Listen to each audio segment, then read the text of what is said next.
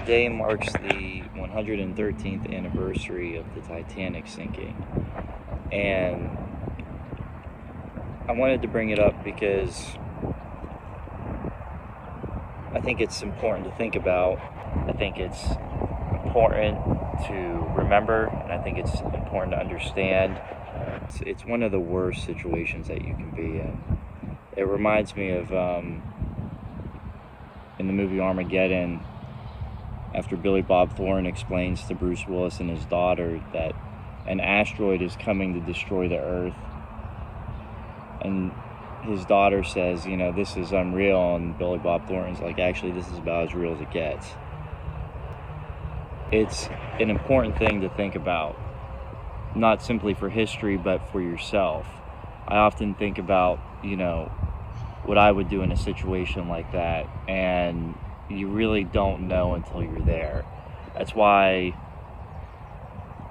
we practice being the best people that we can be, and we do hard things so that, God forbid, something terrible happens, we can be our best selves in that situation.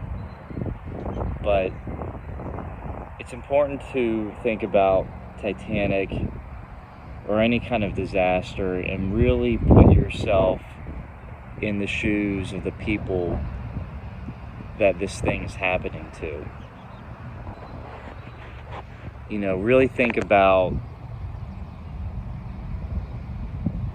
your last moments, what you would do in a situation like that. Now, until you actually, hopefully you don't experience something like that, but until you actually do, it's all hypothetical. But what it does is it gets you thinking about it. And some people think that thinking about death is like a morbid thing, and it's not. It's not morbid. It's actually very healthy. It's very important to think about your mortality, and to be in a situation like that, to think about that really puts your life in perspective. What's important. There's a lot of correlations between 9/11 and the sinking of the Titanic, and a lot of people who got out of the towers said that they didn't live their lives the same way afterwards. So to put your life in perspective, are you doing what is important? Are you doing something that is meaningful to you, that if you were to wake up and it was your last day, would it be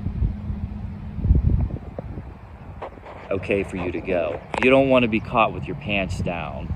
That's sort of like the Bible verse that says, when the master's away, sort of goes into the nursery rhyme, when the cat's away, the mice will play. But you don't want to be caught with your pants down. You don't want to be caught in a very stupid situation where you're like, shit, man, I've been trying to quit this crappy job, but I just have been too scared to, or too lazy. Tony Robbins talks about pain and fear being a great motivator, but you don't want to wait until you're put into a situation like that where you wake up. That's the point of meditation and all that. Like, you want to wake up now as best as you can. Nobody's perfect, but wake up now as best as you can, so that, God forbid, if you are ever in a situation like that, you can go being at peace with yourself. And just to reiterate, it's healthy to think about these things.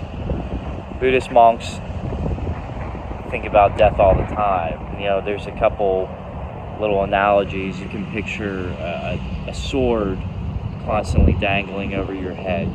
Death is always right there. Death is always around you. And other monks would even meditate in graveyards. Like, that's not how I meditate, per se. Some airplanes.